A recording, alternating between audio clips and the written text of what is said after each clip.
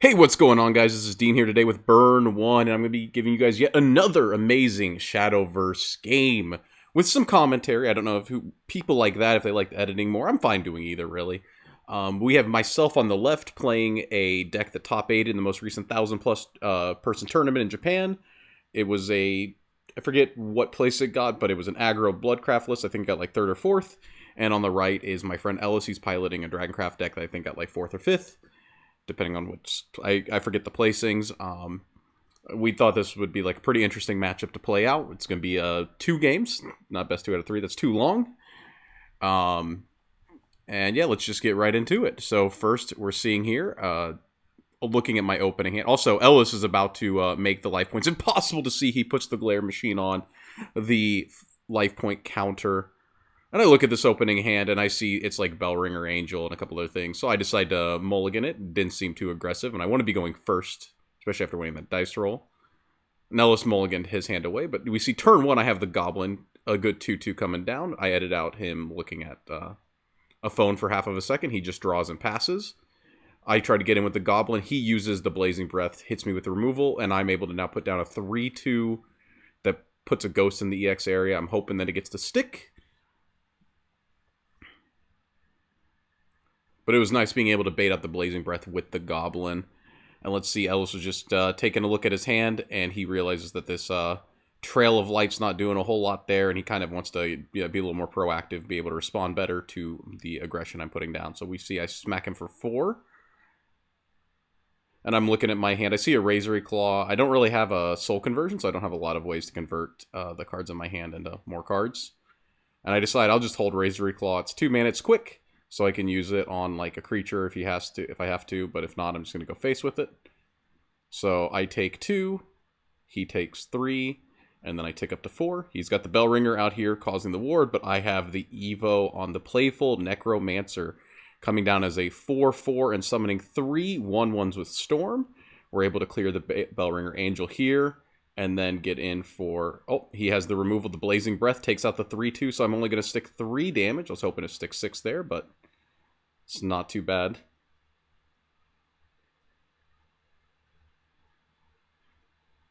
And he takes a second, and he's going to hit me with this card. It's a draw drop on play, so it activates a lot of the discard dragon amulets and other stuff, which he could not find in the opener, but that's fine. He discards a Shenlong. Evos on Evolve. This card drops salvages, if I'm not mistaken. Or maybe just adds. I'm pretty sure it drops. So, yeah, we're going to see here. He's trying to sum up what he's going to be discarding. He discards another copy of the Dragon Tamer, I believe is the name. Grabs back a Bellringer to be able to put up another ward. And doesn't really have a good answer for the 4/4. So, let's see what happens here. He just passes. So I've got to be able to deal with the Bellringer Angel here. So I drop down a Cerberus, which lets me choose to either take a +2 attack or a deal 2 damage token for 0. I take the deal 2 damage to be able to clear the Bellringer. Sticking in the swing for 4. And, just trying to keep up the high tempo. Putting down an Ambling Wraith deals each of us a damage. It's a 2/1 body. And I'm just trying to go wide. He hits me for 3. And then follows up with a Conflag, which deals 5 damage to every creature on the board. Clearing both of our boards. And resetting the game state to a neutral spot. And as you can see, the aggro deck's running low on hands. Can't find the soul conversions, so I drop down a Cerberus. Evolve it. Decide to get my 2 tokens. Deciding on which one I get 2 of, because it gets 1 on play, and it gets both on evolve. So I'm going to take 2 of the one that gives +2 attack, and 1 of the one that deals 2 damage. So that way, if I get some ghosts, I can get a pretty good push for hopefully up to 4 extra face damage. And he takes a minute to read, so we cut that out. And then he hits me with a Serpent Wrath, which deals 5 damage, I believe, to a follower, clearing up the Cerberus. And it leaves me in an awkward spot here where I don't really have cards in hand with Storm.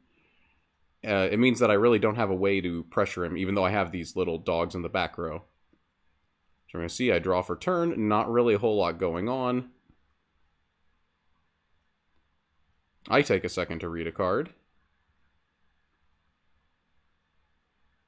forget if we cut this out. Yep, we cut this out. Wow, it just spawns onto the board. Sorry about that. A little too much of a cut. too much reading in this game. So basically what I did, I'm going to pause this just for a second to explain what I did. I dropped down Soul Dealer, which deals 3 damage to yourself on play, and on Evolve, he gains stats, and then he kills an enemy follower and heals you for the amount of that he dealt. And he gets ward. I dropped him down and evolved him so that way he would be as big as humanly possible, hoping that like it wouldn't just die to something like a Dragon Warrior or a Blazing Breath, because if I'm not mistaken, it's a 6/5. So I'm hoping, you know, maybe he can't hit me with the 1 mana removal. He'll have to have better removal than that, and I don't want to ward him up because I want to try to keep that body on board to try to guarantee a lethal. The reason we cut that out is because, of course, you know, I'm trying to minimize when I have like my phone out. I'm trying to look at the translations, but yeah, Soul Dealer, not really too familiar with that card, but it came in and that was kind of what I was trying to do with it there. And we see here,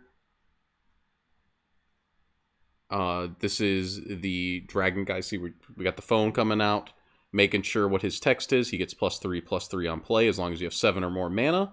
He has direct attack and Bane on Evolve. So we're going to see the Evolve coming down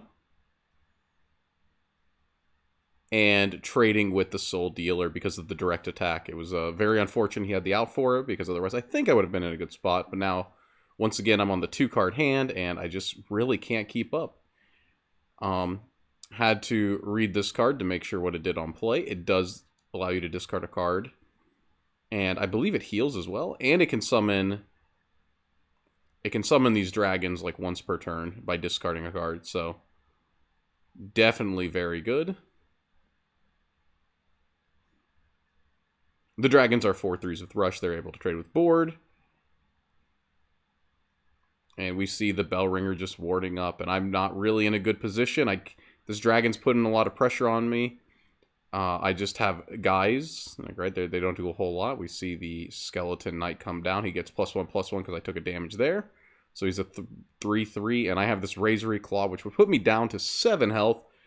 And, you know, Ellis is already presenting 4 damage on board, and the ability to clear this, hopefully, well, maybe. And right here, I was a little upset because I'm like, I don't know what I'm supposed to do. I just go in with the Razory Claw. I say, this is it, like, you know, kill my board. And we see here a Blazing Breath comes down, and because he's an overflow, it manages to deal 4 damage, clearing the Skeleton Knight. At this point, you know, I'm all in. I've got, you know, 3 health after that. Not really a whole lot I can do.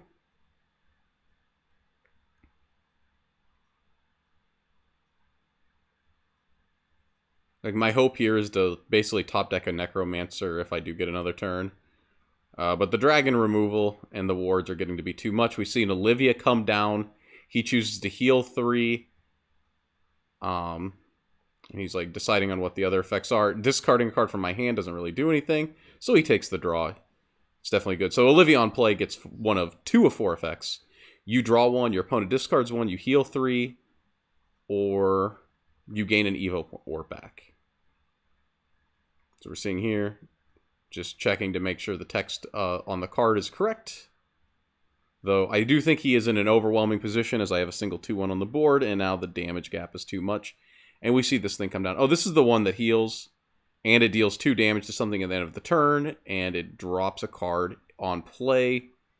It deals 2 damage if you drop a card. So on play, drop a card, heal 1, end of turn, deal 2 damage if you dropped a card. And we see I get Demonic Strike, which deals 3 damage, but I'm not able to actually deal with the board, so yeah, the dragon comes in, I go down to 0, and that's game 1. I end up losing. So let's go to game 2. Game 2, you know, I ended up winning the die roll again, so I'm just like, you know, I'll go first again, so try to keep up the aggression here. Mulligan my hand, I'm looking for some good, valuable 1-drops. We get the Goblin again. But you know what? Mulligans and Shadowverse are pretty good. We'll see. Goblin gets in. Boom. Gets cleared. And I just say, you know what? Let's play down a Vite. He's a 3/2 with Ward. And when he doesn't have Ward. It's when he clashes. He might have Ward. Actually, don't remember. But when he clashes, I get to put a bat in the EX area.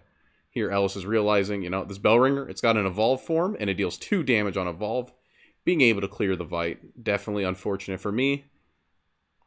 It's a little too much pressure, but You know, I just play down a Bellringer, I respond with my own, I pop his ward, and I just pass. I don't know if I'm supposed to ward here or not. I think I'm, like, very indecisive. I think I'm like, oh, yeah, I'll ward. Oh, I won't. Yeah, I'm like, no. No, no, no, no. Because he's got the Evo orbs, and if, like, he just clears... I probably should have warded, because, like, he kills this thing. I think my thought was... Oh, yeah, and my thought was...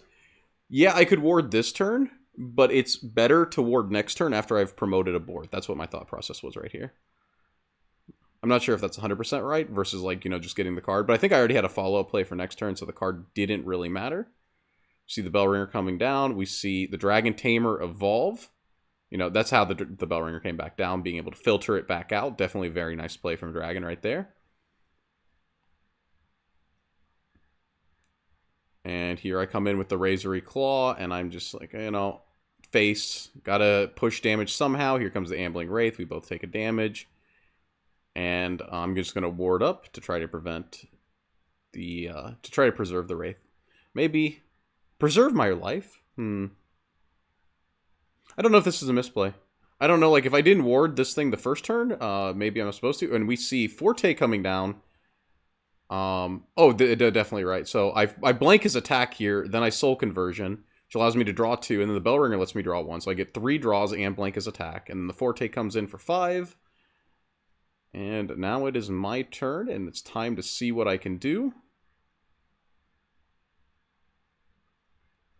And we see the Playful Necromancer come down. I think that's her name once again.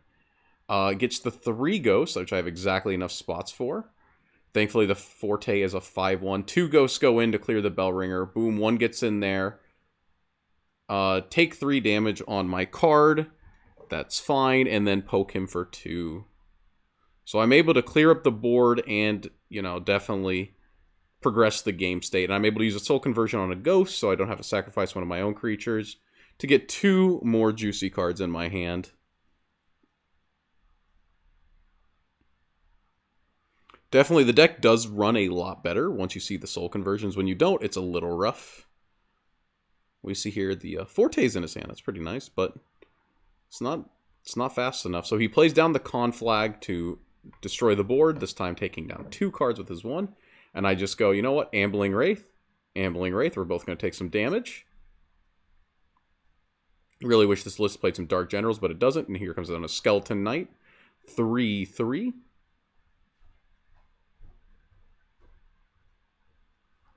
And a Necromancer, because I believe I have a 3rd one in hand, and the list only plays 2 of the Evolve, so I'm just like, fine, putting it down. It says you have to answer this or you die, and if he does answer it, hopefully the 2nd one in hand gets him. So I'm just putting down an absolutely massive board. Especially since he just showed that he played a Conflag, right? And I think the list only plays like... It might play 3, but even then it's like I force him to have a 2nd one in hand, which is a little... It's a pretty tall order after the first one. We see Shenlong coming down, which is draw 2, ditch 1 on play. And then on Evolve, we're going to see heal 5 and gain ward. And it's a 5/6, absolutely massive body. Very hard to deal with, especially since I kind of committed my entire hand to the board.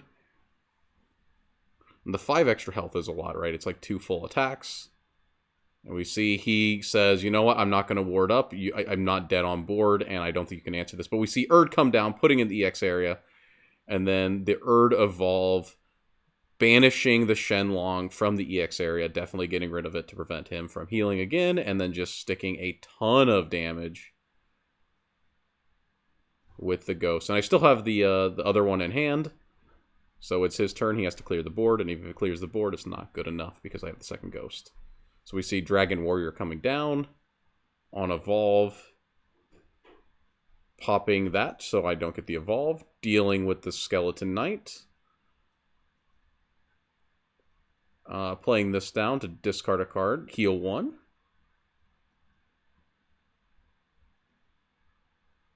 And then, you know, I think if I'm not mistaken, he's not fully dead yet to board, but... I think he's like 1 or 2 health off, if I'm not mistaken. We go see the Erd go in. We see the Ambling Wraith go in. And then here comes the last playful Necromancer that I've been holding for a couple turns. On Evolve, I get the Should only be 2 Ghost, but I believe he only had 1 or 2 health. And yeah, that's it for that video. Definitely a very interesting matchup. The ability to rush the Dragon player really does feel... It almost feels like you can't rush them fast enough, most games. Unless you see the soul conversions, right? Because I resolved double soul conversion and had a Bellringer Angel. So that was 4 or 5 extra cards that went to my hand. Even using it defensively to block an attack, I was just barely able to clutch that game. So I think that the soul conversions are definitely king in that matchup. But yeah, that's it for this one. Hopefully I want to do like Rune Forest next, because those decks are not represented at all in this booster. But until next time, this is Dean signing out.